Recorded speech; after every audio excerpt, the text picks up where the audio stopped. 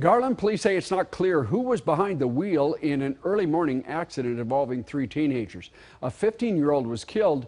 Two others in the car, both 14, are now in the hospital. Fox 4's James Rose has that story. Witnesses report that they observed the vehicle flying down the street at a high velocity. Speed was a factor. That much Garland police do know, but Lieutenant Pedro Barano says just before 5:30 Sunday morning, this Cadillac was eastbound on West Walnut Street in Garland, just past Jupiter Road. The sedan carrying three teenage boys, one 15 and the other two 14. When we arrived, first officer observed that the vehicle had flipped over and there was one occupant sitting at the curb. The other two occupants were pinned inside the vehicle. Police say none of the teens were wearing seatbelts after cutting out two teens from the car. 15-year-old Angel Blancas died shortly after arriving at the hospital.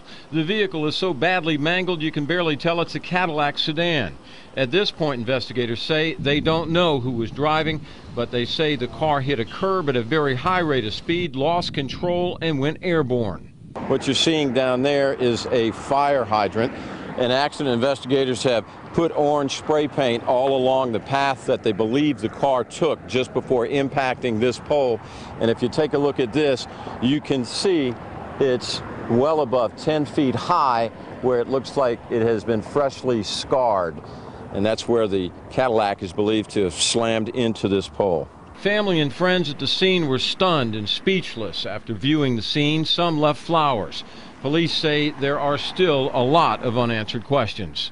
I don't know how the details, whether or not they have a driver's license yet or not. However, them being out this time in the morning, before 5 o'clock in the morning, it brings up questions as to why they were out. It's just going to be a tough transition for all of them. Blancas was about to begin his freshman year at Garland High School.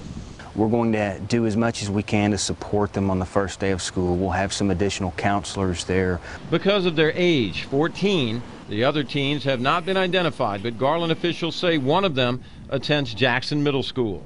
Garland ISD spokesman Chris Moore says it will be a tough first day back to school. We just want to make sure that we're doing everything we can. James Rose, Fox 4 News.